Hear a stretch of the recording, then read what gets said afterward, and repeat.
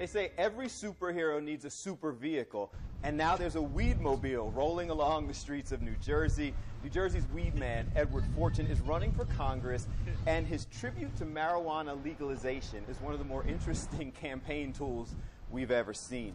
We chased down Weedman as he got signatures for his run for Congress. We checked out his custom van, saw how people were responding to his message as they looked at the custom van. In 1998, when I first publicly came out in support of legalization, I was considered a zero, and here we are in 2014, and I am now more considered a hero. Even though the custom painted van with chrome rims, marijuana leaves is a bit of a novelty, as is his run for Congress, he says that his message is legitimate. I'm not that high, or I believe I'm going to win, but I think, just bringing attention to the cause, forcing the Democrats and Republicans to have to talk about this issue, I accomplished exactly what I wanted to do.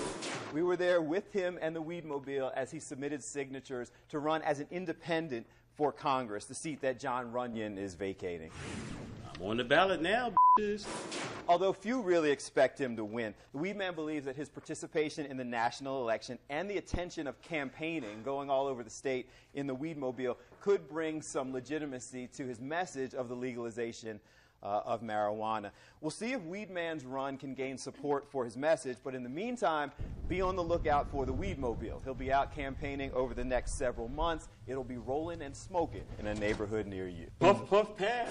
I gotta ask, where does he get the money for this? Is he independently wealthy? Does he actually have someone who wrote a check to his campaign? You know, what's interesting, and he's had the Weedmobile, actually was out of commission, so it had to get fixed up, and he brought it back from California. But he talks about himself as going from zero to hero. People really do respond to him that way. When he's out getting signatures, they want to stop and meet him. Did he drive it back from California, like in some Cheech and Chong adventure with the smoke coming out of the sides? It's possible. He has, in a very serious note, he had surgery on his leg for removal of tumors for bone cancer. So he's in an entire leg cast right now. You know, we all laugh about Weedman, and he knows that I disagree with him on a lot of things, but having gotten to know him since he's come on the show so much, I have to say, he is a great guy. I see him being someone that people would want to follow, and I just see him as a leader, so I wish him luck. So ELEC, the Election Law Enforcement Commission, sent him a couple legal fines. He used those papers to roll up a couple joints, and he smoked them and said he had no intention of paying his fines. Well, you can't help but feel for a guy who's battling bone cancer.